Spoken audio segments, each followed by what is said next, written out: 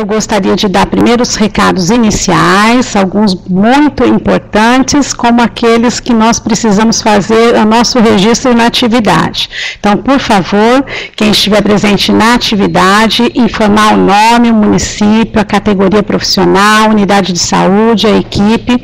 Se vocês estiverem acompanhados na sala, por favor, colocar o nome e os dados de todas as pessoas que estão acompanhando vocês hoje. Isso é importante porque só é possível dar o certificado de participação para aquelas pessoas que enviam para mim essa informação durante a sessão, tá? Então, eu peço atenção para vocês fazerem isso, então logo se conectem à atividade para não esquecerem. Queria dizer também, para vocês ficarem de olho na nossa agenda já está sendo implementada até junho, nós estamos com muitas atividades, procurem olhar a programação e se inscreverem nas próximas atividades. Hoje eu tenho o prazer aqui de receber duas pessoas para falar sobre o atendimento às crianças e adolescentes vítimas de violência doméstica, sexual e outras. Então, eu tenho a palestrante, doutora Andréia Teixeira de Souza, que é promotora de justiça e coordenadora do Centro de Apoio Operacional da Infância e Juventude do Ministério Público do Espírito Santo, e também do meu lado direito está Edileuza, que é a referência técnica em acidentes e violência da Secretaria de Estado da Saúde do Espírito Santo. Então, eu passo a palavra para a doutora Andréia, e para organizar a atividade, ao final da palestra da doutora Andréia, está aberto então pelo chat para que sejam feitas perguntas, tanto na área jurídica como na área da saúde, elas estarão aqui disponíveis para responder as demandas de vocês. Então, seja muito bem-vinda, doutora Andréia, muito bem-vinda, Edileuza. Muito obrigada. Abriu ali? Obrigada. Realmente eu queria dizer que é um prazer estar aqui, tratando desse tema tão caro a nós, da área jurídica e da saúde, que é o atendimento às crianças e adolescentes. Inicialmente eu preparei uma fala explicando um pouco da atuação do Ministério Público em relação à criança e ao adolescente. A definição jurídica de criança e adolescente ela é um pouco diferente da definição que o Ministério da Saúde faz. Pela legislação vigente, pelo Estatuto da Criança e do Adolescente, considera-se criança aquele indivíduo de 0 a 12 anos incompletos. E de 12 a 18 anos incompletos seria já adolescente. O Ministério da Saúde já faz uma definição diferente, porque considera criança a pessoa de 0 a 9 anos e adolescente de 10 a 19 anos. Eu fiz essa menção só por curiosidade, porque na prática o atendimento ele tem que ser integral e prioritário para criança e adolescente, independente de estar definido pelo Ministério da Saúde ou pelo Estatuto. Muitas vezes a gente ouve, as pessoas em geral ouvem falar em Ministério Público, promotor de justiça, e vem à mente aquele profissional que promove uma ação penal, que processa uma pessoa que cometeu um crime, mas não tem a noção que o promotor de justiça, o membro do Ministério Público, também tem outras funções relacionadas à promoção de políticas públicas e sociais, especialmente o promotor de justiça que lida com a infância e a adolescência. Além do Ministério Público, do promotor de justiça que atua nessa área, promover o processamento daquele adolescente que praticou um crime, e crime praticado por adolescente tem a denominação de ato infracional, a atuação do promotor de justiça é também relacionada à garantia dos direitos que este adolescente que praticou um ato infracional, mas todos os outros adolescentes têm direito, criança e adolescente. Vou exemplificar para ficar mais fácil. A minha atuação especificamente é para garantir a todas as crianças e adolescentes os direitos fundamentais, acesso à saúde, educação, acessibilidade, a educação inclusiva. Então, muitas vezes, nós entramos em contato com os poderes públicos por meio de reuniões, diálogos, fóruns, para estreitar esse canal de comunicação, para que nós possamos avançar na prestação dos serviços às crianças e adolescentes. Muitas vezes, quando nós não conseguimos avançar e como última fase da nossa atuação, nós ajuizamos as ações civis públicas ou qualquer outro tipo de ação para ter garantido algum direito. Vocês devem estar habituados a ver muitas decisões judiciais para garantir medicamento ou leito em hospital para criança, adolescente e até adulto. Muitas vezes essas ações são ajuizadas pelo Ministério Público, outras vezes pela Defensoria ou por advogado particular. Mas isso é possível porque, pela nossa Constituição, o Ministério Público é também o profissional que vai defender o direito e garantir o acesso a esses serviços que são considerados fundamentais. O acesso à saúde, à educação, são direitos fundamentais e garantidos a todas as pessoas, mas o ponto especial que distingue as crianças e os adolescentes está justamente no direito à prioridade absoluta que foi garantido pela nossa Constituição ao atendimento à criança, adolescente e jovem. E o que significa dizer a garantia de tratamento prioritário? O que significa isso? Significa que a criança e o adolescente, eles sempre terão preferência tanto na formulação e aplicação de políticas públicas, como no atendimento propriamente dito. E muitas vezes não é isso que nós observamos na prática. Então, a função do Ministério Público é também tentar fazer implementar as garantias que estão previstas na nossa lei, na nossa Constituição e no Estatuto da Criança e do Adolescente.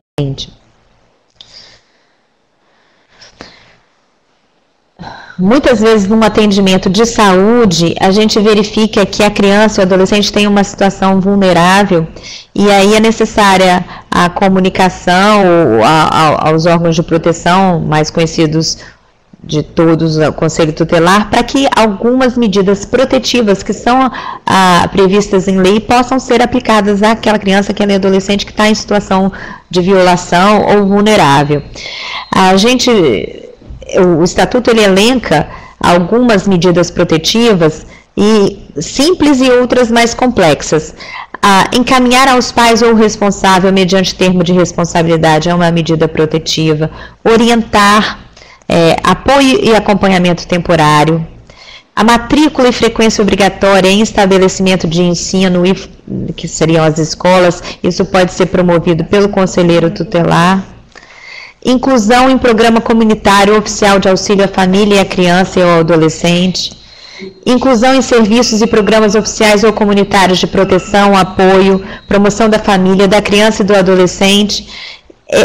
Esses programas podem estar disponíveis nos CRAS e nos CREAS. Requisição de tratamento médico, psicológico ou psiquiátrico em regime hospitalar ou ambulatorial. Também pode ser feito pelo conselheiro tutelar.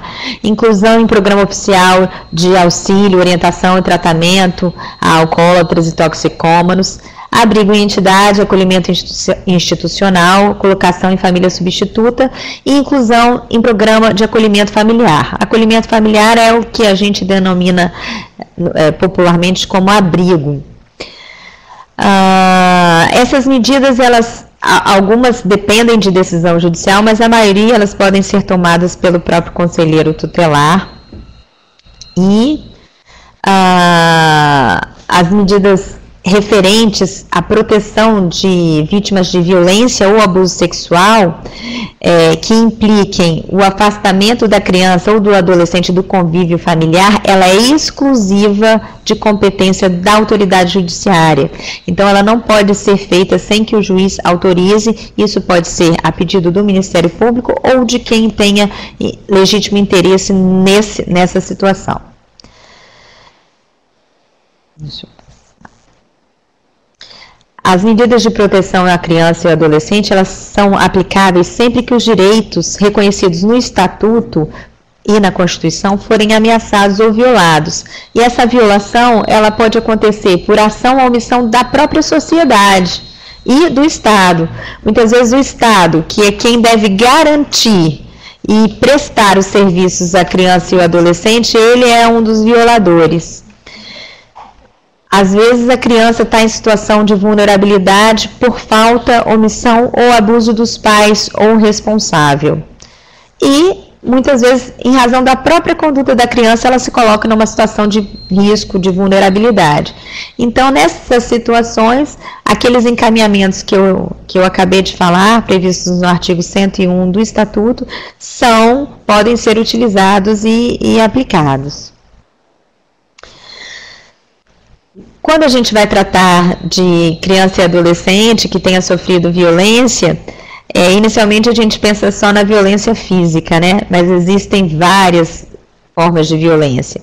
Violência contra a criança é qualquer conduta, ação ou omissão, agressão ou coerção que seja perpetrada contra a criança ou adolescente e que cause dano, constrangimento, limitação, sofrimento físico, sexual, moral, psicológico ou social. Ou seja, é um conceito bem amplo. Nós, aprofundando dentro desse conceito de violência, nós podemos constatar que existe também a violência de gênero, que pode também ser perpetrada em relação à criança ou adolescente, que é a violência provocada em relação à mulher pelo fato de ser mulher, sem distinção de raça, classe social, religião e etc. Como uma violência em razão de uma fragilidade da mulher. A violência intrafamiliar praticada por membros da família, pai, mãe, filha, filho, marido, sogra, padrasto ou outros, também pode ser a violência perpetrada pelos parentes por afinidade, sogro, cunhado ou afetividade, um amigo que mora na mesma casa. Geralmente essa violência intrafamiliar se expressa como abuso físico, sexual, psicológico ou até como negligência e abandono.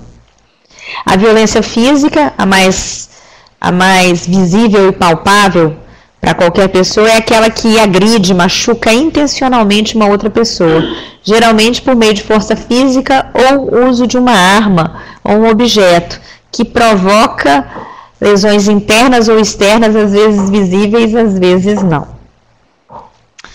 Violência institucional, também não podemos deixar de falar, é aquela violência que permeia as instituições, sejam elas públicas ou privadas, e apresenta-se na relação de servidores com o paciente, com o usuário do serviço, podendo se dar de várias formas. A ineficácia, a negligência no atendimento, discriminação, intolerância, abuso ou uso do poder equivocadamente, massificação do atendimento e outros. Temos também a violência moral, que é a destinada a caluniar, difamar ou injuriar a honra ou a reputação da mulher ou do homem, da criança ou do adolescente.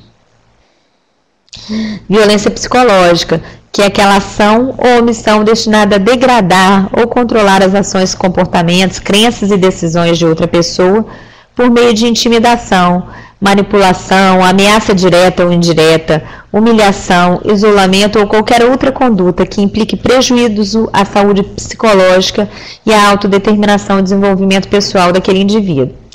Então, temos assim uma série de formas de violência, e aqui a violência que é um objeto maior da nossa conversa, que é a violência sexual. E o que seria violência sexual? Seria toda a relação sexual libidinosa em que a pessoa é obrigada a se submeter contra a sua vontade. Pode ser por meio de força física, que ela está sendo forçada, ou por coerção ou ameaça. Essa violência ela é crime mesmo quando praticada por um familiar. Mesmo que o marido pratique contra a mulher, que o namorado pratique contra a namorada, ou o companheiro contra a sua companheira, é considerada violência. E a violência sexual ela não é exclusivamente contra a mulher. Existe também homem vítima de violência sexual. E o fato também do agressor obrigar a vítima, que pode ser um homem ou uma mulher, a realizar ato libidinoso com terceiros, também é considerada violência sexual, também tipifica um crime que vai ser processado no aspecto penal. Existe também, a gente não pode deixar de falar, um outro tipo de violência, que é a violência contra si próprio, né? O autoextermínio, o suicídio. É aquela ação que a pessoa intencionalmente põe fim à sua própria vida. É um ato exclusivamente humano e está presente em todas as culturas, se nós formos estudar, e as causas do suicídio são inúmeras e complexas. Nós citamos o termo abandono e negligência. Negligência é definida como o abandono, a falta de cuidados, a falta de atenção e proteção. Exemplificando melhor, em caso de criança e adolescente, negligência é os seus cuidadores, seus pais ou responsáveis deixarem de vacinar, não levar ao médico quando necessário, não fazer os tratamentos necessários para a saúde daquela criança, deixar de matricular a criança em escola, não supervisionar o seu dia a dia. Por exemplo, crianças que ficam sozinhas dentro de casa, pequenas e trancadas, estando em risco, podendo até ser vítimas de acidentes domésticos que poderiam ser evitados se tivessem um adulto, um cuidador daquela criança dentro de casa, ou também crianças que ficam largadas fora de casa o dia inteiro. Isso tudo é caracterizado, é definido como negligência. Infelizmente, os relatos de violência física, psicológica e sexual contra crianças e adolescentes no Brasil são expressivos. Em 2014, foram 162 mil relatos de violência de todo tipo. E nós temos os dados de 2014 e de 2015, e num comparativo, existem algumas diferenças, mas nada considerável. Se tratando de negligência, em 2014 nós tivemos, por exemplo, 74% dos casos eram referentes à negligência. Em 2015, 76%. Ou seja, estatísticas bem parecidas. Violência psicológica vem em segundo lugar, violência física bem próxima da violência psicológica, e em quarto lugar, violência sexual, 25% em 2014 e 21,90% em 2015, e outras violações variando entre 8% e 9% nos anos de 2014 e 2015. Esse dado ele nos chama a atenção que algumas medidas devem ser tomadas ou caminhos diferentes devem ser adotados, porque a gente não pode, não deve conviver com um índice tão alto de violência contra as nossas crianças e adolescentes. É importante ressaltar que aqui no estado do Espírito Santo, nós temos apenas uma delegacia de proteção à criança e ao adolescente. E essa delegacia, ela apura crimes que foram cometidos por adultos contra as crianças e adolescentes, crimes inclusive de violência sexual. E ela apura crimes, ela tem a competência para apurar crimes de toda a Grande Vitória. Eu vejo isso como uma política que deveria ser melhor implementada, uma vez que nosso Estado, ele entende que em relação à mulher são necessárias 8 delegacias, isso é muito bom, mas a criança e adolescente, que são destinatários de prioridade absoluta, de tratamento preferencial, eles apenas têm uma delegacia. Então, minimamente tinha que ter 8 para se igualar à mulher, ou mais, para que o tratamento seja realmente prioritário, preferencial. Porque uma delegacia de proteção à criança não dá conta de apurar com a celeridade, a rapidez, todos os casos que lhe aparecem. E aí entra a atuação do Ministério Público. O Ministério Público do Espírito Santo já ajuizou uma ação para que fosse instalada em cada município da Grande Vitória uma delegacia de proteção especializada em atendimento à criança e adolescente. Nós obtivemos o sucesso de uma sentença favorável, mas o Estado recorreu e a ação ainda está em segundo grau, Tribunal de Justiça, para análise. E é importante que a população saiba disso, porque muitas vezes pode se dar uma decisão de que não seria necessário essa política pública, mas o atendimento da criança e adolescente não só na parte que vai reprimir a atuação do agressor é importante, como também a que vai atender aquela criança e adolescente e dar os encaminhamentos para as áreas de assistência, de saúde, de educação.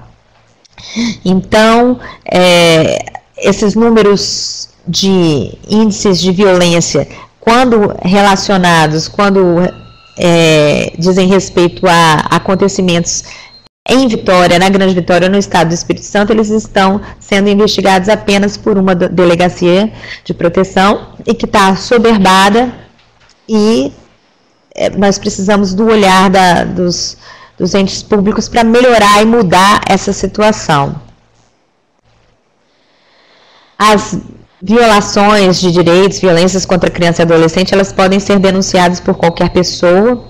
Existe uma linha que se chama Hotline da Secretaria de Direitos Humanos, que é o Disque 100. Qualquer pessoa pode ligar 100 e fazer a denúncia. A maior riqueza de detalhes e dados e informações é importante para que se possa apurar a veracidade, se chegar ao local onde aquela violação está acontecendo e tomar as medidas de proteção em relação àquela criança, que muitas vezes precisa de um atendimento de urgência ou de saúde ou de educação. Mas também existem outras formas de comunicar o acontecimento de uma violência, não só pelo Disque 100. No site do Ministério Público existe um campo chamado ouvidoria, que qualquer pessoa, não precisa ser profissional da saúde, não precisa ser da assistência social, psicólogo, qualquer pessoa pode fazer a comunicação, informando todos os detalhes que permitam a identificação daquela situação. Pode ser feito por e-mail ou por telefone. No site do Ministério Público do Espírito Santo, nós temos os campos que vão indicar todas essas formas de fazer a comunicação. E a atenção de toda a sociedade é muito importante para a gente coibir esse tipo de situação. Nós estamos olhando aspectos jurídicos aqui, voltados também para impedir que o agressor continue praticando violência contra aquela criança ou outras, mas também a gente tem que ter um olhar atento para a proteção daquela criança vítima e em fazer todos os encaminhamentos para as redes de proteção assistenciais, saúde, e muitas vezes essas crianças que estão sendo vítimas de violência sexual ou violência física, elas estão fora da escola, que é uma outra violação. E até porque a escola é um ambiente em que o professor, o diretor, o coordenador também devem estar atentos a seus alunos e fazer as comunicações devidas ao Conselho Tutelar, ao Ministério Público ou à Vara da Infância e Juventude, quando notarem que a criança ou o adolescente está sendo vítima de violência.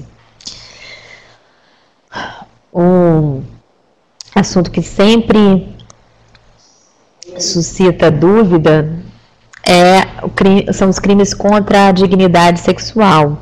Nós temos no nosso Código Penal o artigo 213, que define o que seria o estupro: constranger alguém, mediante violência ou grave ameaça, a ter conjunção carnal ou a praticar ou permitir que com ele se pratique outro ato libidinoso. Esse tipo penal, esse crime, ele pode ser cometido tanto contra a mulher, de homem em relação à mulher, como de mulher em relação ao homem, de mulher em relação à mulher, de homem em relação ao homem. Qualquer indivíduo pode ser vítima desse crime ou agente desse crime. Não é necessário que tenha a conjunção carnal completa e concluída. Qualquer ato libidinoso que tenha sido praticado mediante violência, grave ameaça, por constrangimento da vítima, é considerado um crime contra a dignidade sexual. Se a vítima é menor de 18 anos ou maior de 14 anos, a pena é maior. Agora, se a vítima é menor de 14 anos, aí, independentemente da violência, é considerado um tipo penal previsto no artigo 217, que significa ter conjunção carnal ou praticar outro ato libidinoso com menor de 14 anos. Então, é uma proteção que a nossa legislação dá para crianças ou adolescentes menores de 14 anos e também vulneráveis, pessoas que, por enfermidade ou deficiência mental, não têm o necessário discernimento para a prática do ato ou que, por qualquer outro motivo, não consigam oferecer resistência quando não querem. Então, é o chamado estupro de vulnerável, que muitos de vocês já devem ter ouvido falar. A pena para esse tipo de crime é alta, de 10 a 20 anos, e se resulta a morte de 12 a 30 anos. E, independente de qualquer coisa, no atendimento à criança e adolescente vítima de violência, a gente tem que ter um olhar multidisciplinar. Vários profissionais devem estar engajados nesse atendimento. Primeiro, na linha de cuidado, o acolhimento dessa criança, desse adolescente, da família, acompanhar o caso, proceder aos encaminhamentos de saúde, de assistência necessários e adotar atitudes de proteção em relação à criança. Depois do acolhimento, o atendimento pela equipe médica, se for violência física e sexual, alguns atendimentos específicos, se a violência for psicológica, outros atendimentos, e a notificação ao sistema de justiça. O Estatuto da Criança e do Adolescente prevê no artigo 13 que todo o castigo físico, maus tratos, toda criança que sofrer de algumas situações e for detectada, essa situação deve ser notificada ao Conselho Tutelar, e se não houver Conselho Tutelar no município, ao Ministério Público, ao juiz, à Vara da Infância e Juventude, para que as medidas de proteção em relação àquela criança sejam adotadas e também que medidas em relação ao possível agressor também sejam adotadas. A regra é que a notificação seja feita. Excepcionalmente, se a notificação for causar dano concreto em relação àquela criança, àquele adolescente, é possível fazer o registro dos motivos pelos quais não se estará notificando o Conselho Tutelar naquele momento, mas isso não significa que essa não notificação não será objeto de uma reavaliação pelas autoridades judiciárias competentes para isso. Então, o foco é realmente a criança e o adolescente, a assistência, mas a notificação é uma parte desse atendimento. Quais são os motivos da notificação ser tão importante? Primeiro, porque ela constitui um instrumento de proteção que permite articular ações de proteção e políticas públicas em relação não só àquela vítima, mas outras que podem ser vítimas desse mesmo agressor ou até de um outro agressor que possa se valer das mesmas condições e facilidades que estão acontecendo em relação a um determinado caso. O Estatuto da Criança e do Adolescente, ele prevê claramente que os casos de suspeita ou confirmação de castigo físico, tratamento cruel ou degradante e maus tratos contra criança ou adolescente serão comunicados ao Conselho Tutelar da respectiva localidade, sem prejuízos de outras providências legais. Aqui a lei fala em obrigatoriamente comunicados, para vocês verem que a notificação, a regra é a notificação. Excepcionalmente, se a notificação for causar dano à própria vítima, dano concreto ao profissional da saúde ou o profissional que atendeu essa criança, deve registrar no prontuário os motivos de não estar notificando, sem que isso seja a última palavra. Essa não notificação será objeto de análise, eventualmente, pelo judiciário. A importância da notificação é porque ela previne e o objetivo é erradicar a violência, enfrentar a violência. Ela também pode ajudar a traçar políticas públicas no âmbito federal, estadual e municipal para enfrentamento da violência, a partir do conhecimento da realidade brasileira ou, em menor escala, da realidade daquele local, daquele município ou daquele estado. Vai ajudar a padronizar os procedimentos normativos relacionados à notificação compulsória e à vigilância em saúde no âmbito do SUS.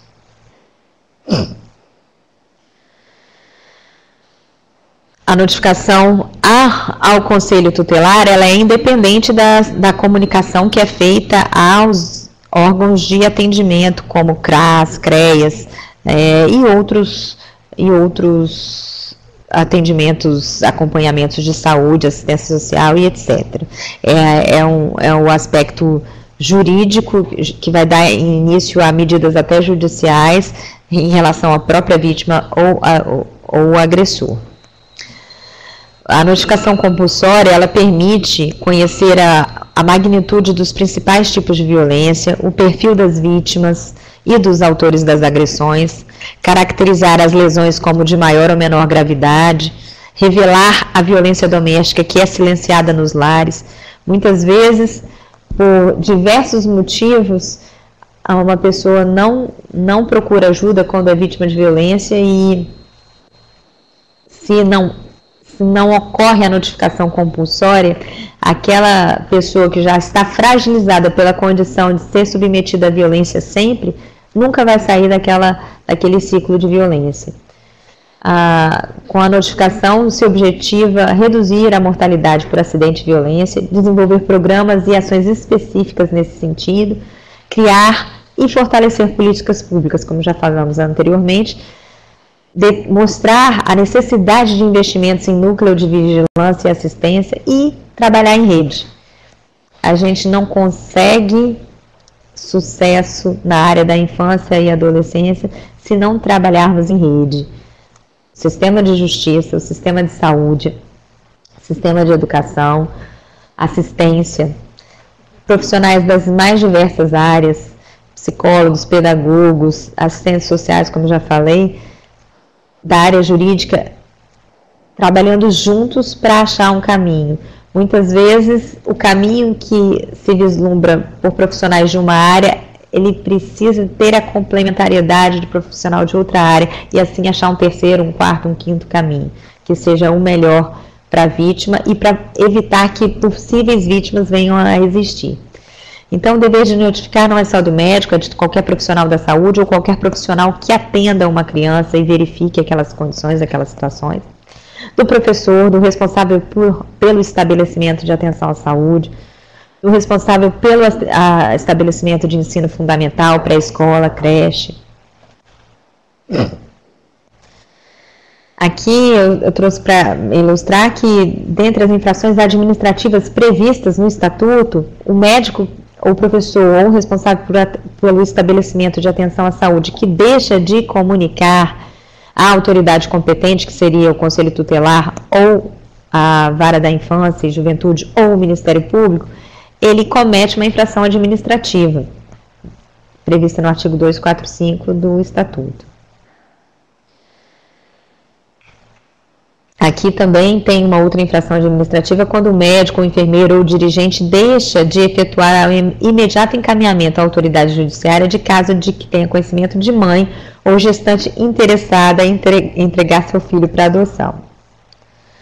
Aqui tem só para constar alguns artigos da Constituição Federal que são importantes e reforçam a garantia e a necessidade de zelar pela dignidade da pessoa humana, da garantia dos direitos da saúde em especial, colocando a responsabilidade de todos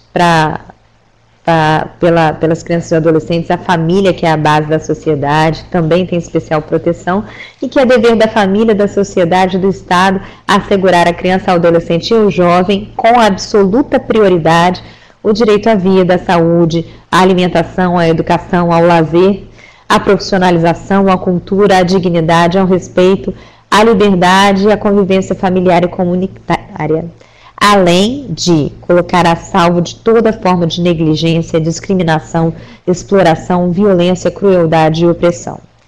Esse artigo da Constituição parece simples, mas ele elenca direitos e garantias e impõe a nós a estimulação de políticas públicas fortes nesse sentido.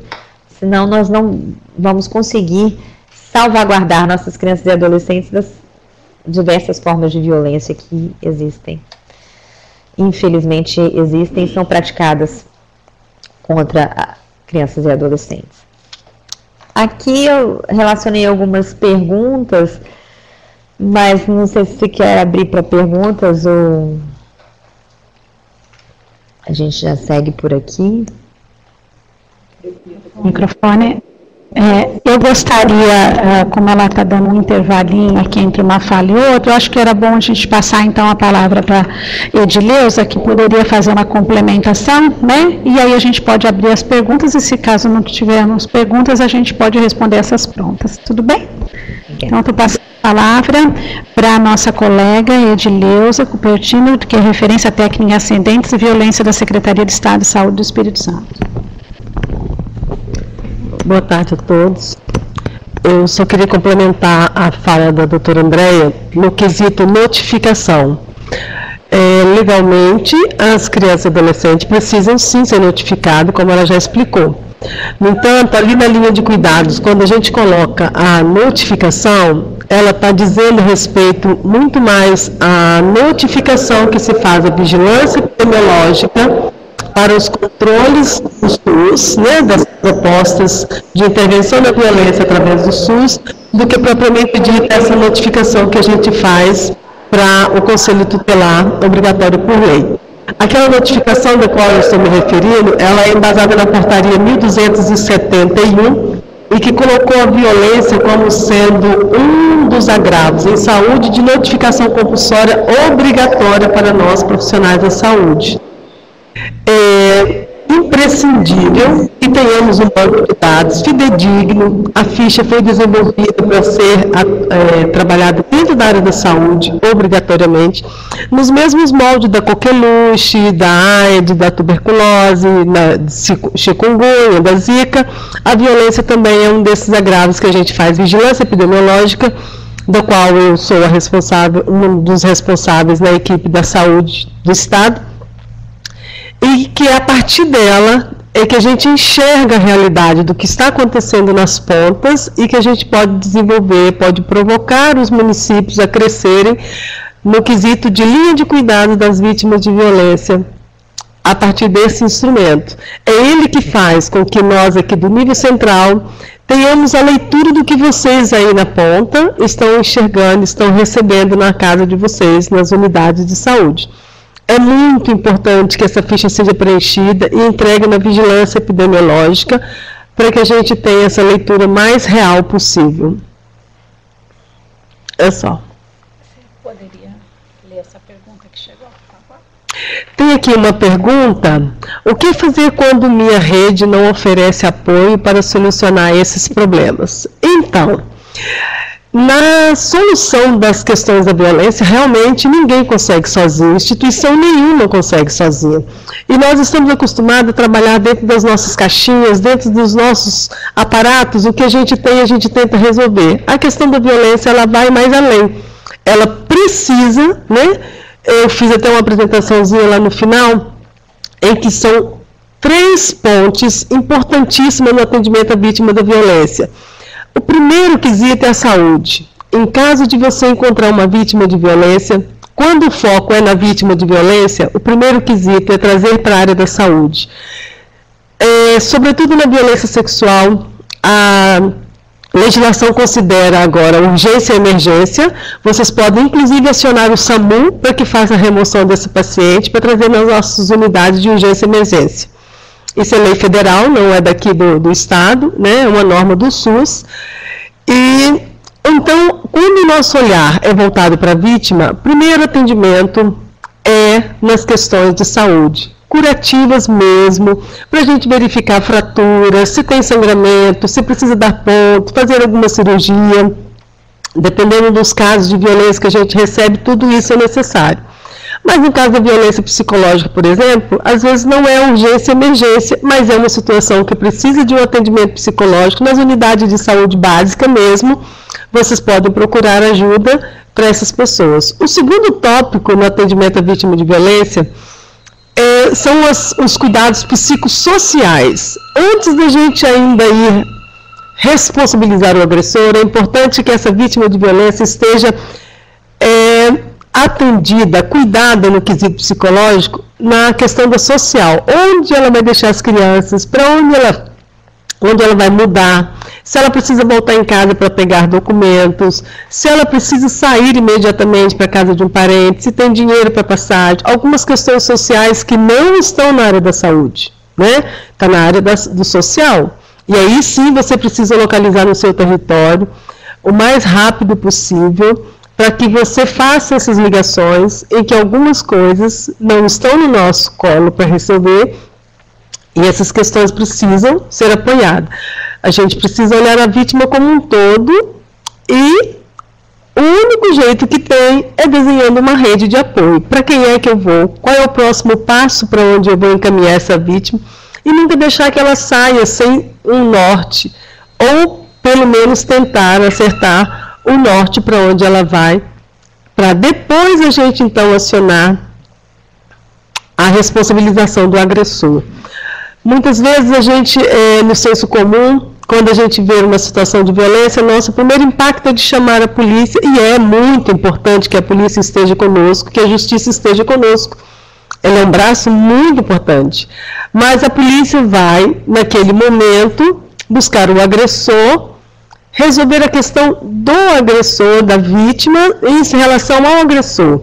Essas outras áreas de social e de saúde, somos nós que vamos ter que resolver. Então é preciso que primeiro a gente cuide dessa linha e responsabilizar o agressor imediatamente.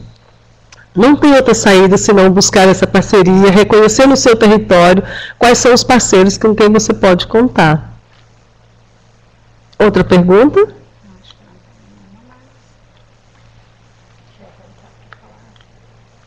Muitas vezes o técnico fica com o problema na mão e algumas situações serão resolvidas mesmo no âmbito administrativo. Às vezes é preciso que o técnico acione a sua chefia imediata, os coordenadores das unidades de saúde, para que eles façam um diálogo com outros importantes atores na rede social e que a gente tenha esse retorno o mais rápido possível. Eu vou abrir agora.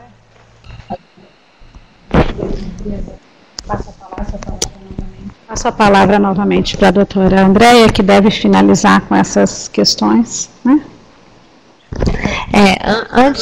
Tem algumas questões aqui que, enquanto eu estava trabalhando no assunto, me vieram. Muitas pessoas perguntam o que fazer diante de uma situação em que o responsável pela criança ou adolescente deseja impedir que a notificação ao Conselho Tutelar seja feita em relação a um crime sexual contra criança ou adolescente. Nesse caso, a vontade do pai ou da mãe ou do responsável, ela não vai preponderar. Cabe ao serviço de atendimento que atendeu aquela criança ou adolescente comunicar ao Conselho Tutelar, independentemente da vontade dos pais ou dos responsáveis. Até porque muitas vezes, nem quero dizer muitas vezes, em algumas vezes, o agressor é um dos responsáveis. Então, muitas vezes, um dos responsáveis pode ter interesse em não fazer essa notificação. A outra pergunta é, a diferença entre notificação e denúncia, em que situação se aplica uma, em que situação se aplica outra? No serviço de saúde, quem é o responsável por essas providências? A notificação é um termo que se refere àquela comunicação obrigatória por lei. Quando o artigo 13 do Estatuto fala a comunicação é obrigatória, é compulsória a notificação, está se referindo a essa notificação ao Conselho Tutelar ou ao Ministério Público ou ao Judiciário. E denúncia é o nome que se dá àquela peça produzida pelo Ministério Público que vai iniciar uma ação penal. Então, só para tirar uma dúvida técnica. E quem são os responsáveis nos serviços de saúde para fazer a notificação ao Conselho Tutelar? É somente o médico? Não. é o médico, é o enfermeiro, é o profissional da assistência social, quem atendeu aquela criança ou aquele adolescente e verificou aquela situação de violência, é esse o profissional incumbido de fazer essa notificação, essa comunicação obrigatória. Da vigilância também, né? Outra dúvida, o que é estupro? O homem pode ser estuprado? Constranger alguém, homem ou mulher, a praticar uma relação anal caracteriza estupro? São dúvidas que já me levantaram. Hoje em dia, sim. Antigamente, estupro era um crime cuja vítima só poderia ser a mulher. Houve uma alteração no artigo e qualquer pessoa, homem ou mulher, pode ser vítima do crime de estupro, porque, como já foi lido até anteriormente, constranger alguém mediante violência ou grave ameaça a praticar consigo conjunção carnal ou qualquer ato libidinoso.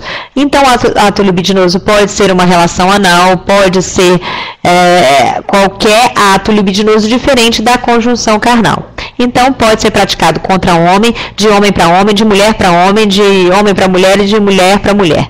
Então, não tem mais aquela restrição à vítima ser mulher. O que é uma pessoa vulnerável? O que é estupro de vulnerável? Pessoa vulnerável é aquela que ainda, ou que não tem condições de se determinar de acordo com uma situação, ou por enfermidade, ou por uma idade menor que 14 anos, e estupro de vulnerável é aquele estupro que nós comentamos anteriormente, que é a relação sexual com menor de 14 anos, ou com pessoa que por deficiência ou doença não tem condições de discernimento ou de resistir àquele ato, é considerado um crime independente da violência física. É possível atender e garantir sigilo a uma adolescente que não quer comunicar aos pais ou responsáveis que foi agredida sexualmente, estando ou não gestante? Via de regra, a comunicação aos pais, ela é uma forma de proteger essa adolescente, a não ser que a comunicação aos pais vai lhe causar um dano concreto, e aí o profissional deve registrar isso, ele não deve fazer a comunicação aos pais. Mas a regra é fazer essa comunicação. E a Lei Maria da Penha é aplicável aos casos de violência sexual em fase de crianças e adolescentes? Via de regra, sim.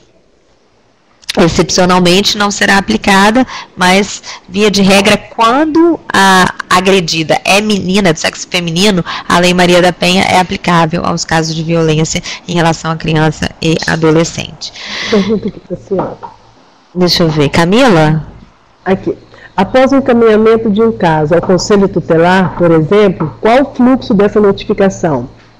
Que outras instituições e em que ordem se dá o segmento do caso? Essa pergunta de como a notificação vai ter andamento, né?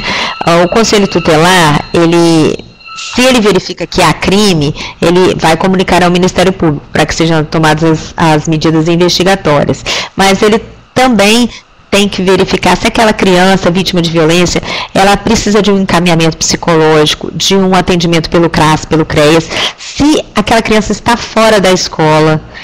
Muitas situações, a criança que é vítima de violência, ela já está sofrendo outras violências em seus direitos anteriores à violência física ou à violência sexual. Tem uma outra pergunta? Uma adolescente começou a se prostituir e a mãe tentou corrigir usando a de agressão física. A filha a denunciou ao Conselho Tutelar pela conduta da mãe. Qual seria a atitude correta da mãe nesse caso? Quem ela deveria ter procurado para tentar impedir a filha de prostituir? Essa situação seríssima, a violência física, ela nunca vai ser o caminho para corrigir nada. Então, a mãe, para tentar resolver essa situação, ela deveria ter procurado os serviços de apoio à saúde, psicológicos, comunitários, até para fazer essa abordagem com essa filha. Muito provavelmente a filha que começou a se prostituir tem alguém explorando essa prostituição, tem um crime aí cometido por uma outra pessoa. Então tem vários desdobramentos essa pergunta.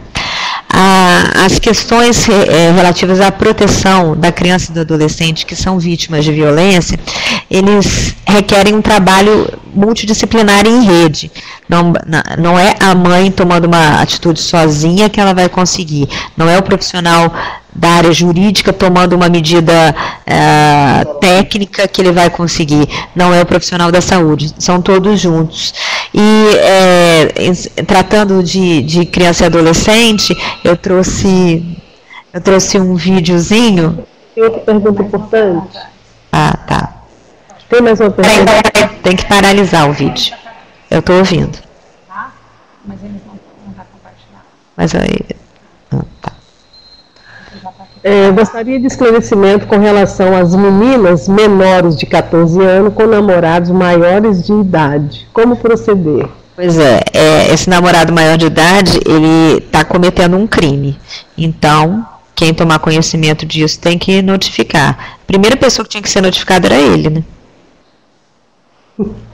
Vamos ver se a gente consegue agora passar um vídeo.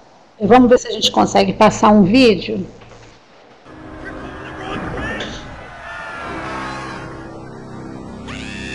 Tô.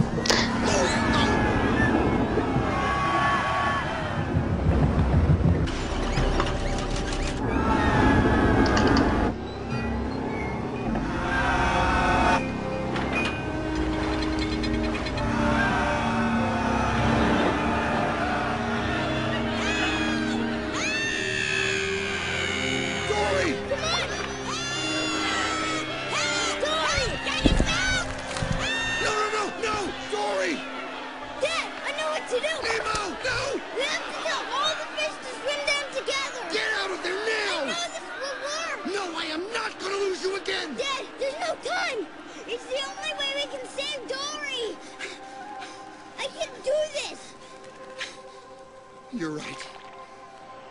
I know you can. Look, he can! Now go! Hurry! Tell all the fish to swim down! Well, you heard my son? Come on! Dory, you have to tell everybody to Swim down together! You understand what I'm saying to you? Swim down! Everybody swim down! You have to swim down! Swim down, okay? Down! Swim down! Swim down! Swim down!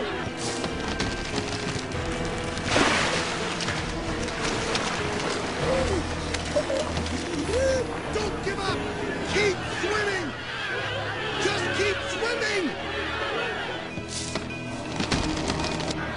That's it! It's working!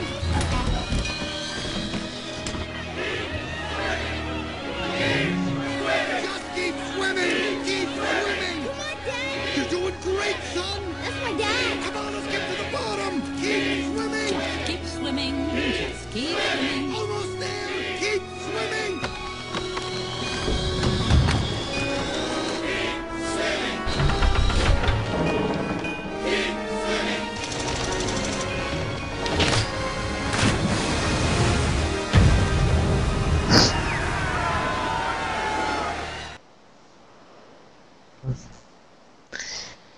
Então, você pode mexer.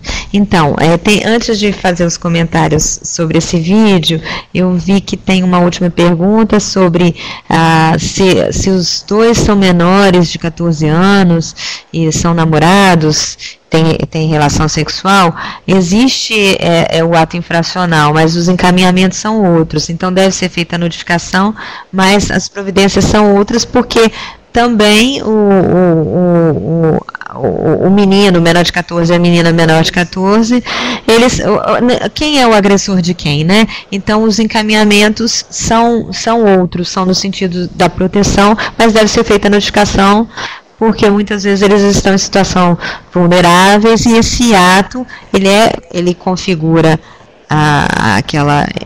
o ato infracional e ele exige para si um olhar. Os encaminhamentos são diferentes. Agora, voltando para o trabalho em rede, é sempre muito importante a atuação compartilhando os saberes e os olhares, com o foco sempre no ser humano. A lei e os protocolos, eles são ferramentas que nos dão norte, que nos auxiliam, mas o nosso olhar primeiro tem que ser no ser humano, na vítima, na criança e no adolescente. Esse videozinho que eu passei do Nemo, ele mostra a importância do trabalho em rede, uma vez que os peixinhos são todos capturados por uma rede de um navio, e todos resolvem nadar para o mesmo lado para tentar se soltar da rede. E essa ideia foi dada por um peixinho que foi o Nemo. E o Nemo, não sei se vocês perceberam, ele estava fora da rede, ele não tinha sido capturado pela rede, e ele entrou, ele se envolveu na situação de risco e para dar o comando de todos nadarem na mesma direção. E todos foram nadando e conseguiram realmente vencer e derrubar em tese, inimigo. Outro ponto importante desse videozinho, em poucos minutos a gente percebe várias situações, é que todos são importantes. As pessoas, até com limitações e deficiências, elas são importantes para se alcançar o sucesso, porque dentre os peixinhos tinha uma que tinha deficiência mental. Ela não estava entendendo nada do que ela estava fazendo, e a força dela também foi importante para conseguir o objetivo. E o próprio Nemo, ele tem deficiência física, ele tem uma barbatana menor que a outra. E o outro aspecto interessante é que todos tinham que nadar para o mesmo lado. A ideia de nadar e puxar é interessante, mas se cada um tivesse tido a ideia de nadar para um lado, outro para o outro, não ia adiantar nada, a rede não ia sair do lugar, eles não iam conseguir alcançar o objetivo, que era se livrar daquela rede.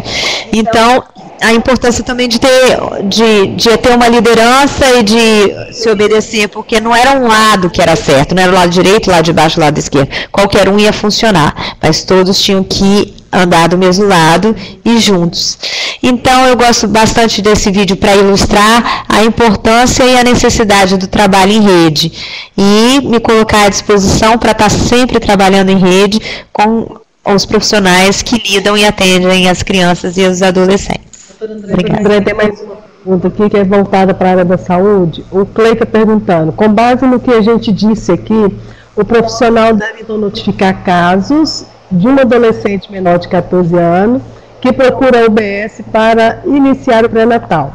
A instrução do Ministério da Saúde é que quando há o que eles chamam de casamento entre dois menores, cuja família tem todo um contexto que está amparando essa relação, existe um zelo social dos mais próximos com esse casal, a instrução do Ministério da Saúde é que há uma vulnerabilidade, não uma situação exata de violência naquele momento, que nós sim devemos notificar para que possamos armar uma rede de proteção ao redor disso e fortalecer esse laço.